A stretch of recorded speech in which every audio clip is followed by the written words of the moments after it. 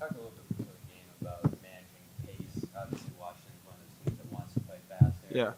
You got to manage that while also playing fast yourself. How do you go about that when you're on the court? I mean, just always just trying to take good shots, even when the pace is high.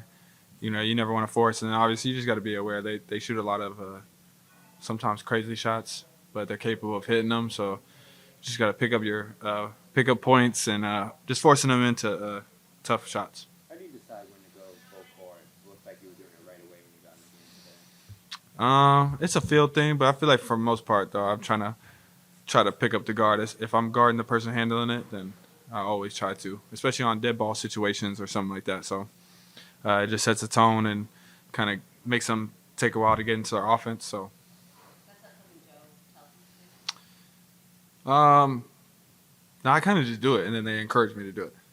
Yeah, so it's a field thing. I mean, if I'm not doing it, they sometimes will be like, "Oh, go, like pick up." So it's sometimes I do, and sometimes I just do it on my own. Could you feel Jordan getting a little frustrated at your pressure?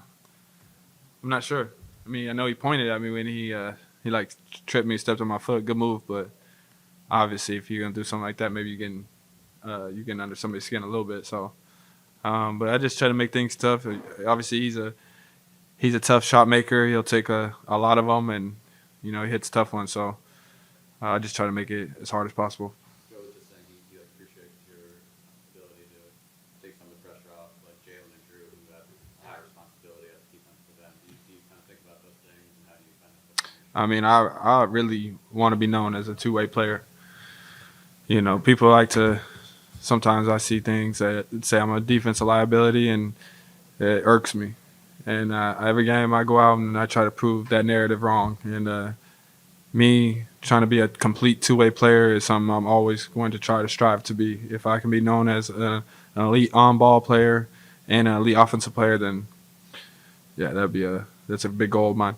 What does that look like to you? Like at the end of the day, where you're like, all right, I was great on defense tonight. Like, what does that look like? It's just making things tough, and like people in the league, they're gonna hit tough shots. Like I could play great defense, and they could still hit it just like they could do on me. I could hit a tough shot, and a person be right in my grill. But it's just coming back and doing it play after play after play, and then by the end of the game, their legs are a little bit tired, so it causes them to miss. Like that's doing your job and causing deflections, getting steals. Eventually, hopefully, I get better at taking charges. I'm not the best at that. It's something I'm got to keep working on, but I've gotten a lot better at using my hands and just creating havoc. So obviously, there's a lot of growth there still, and I have a lot of growth to become a better player.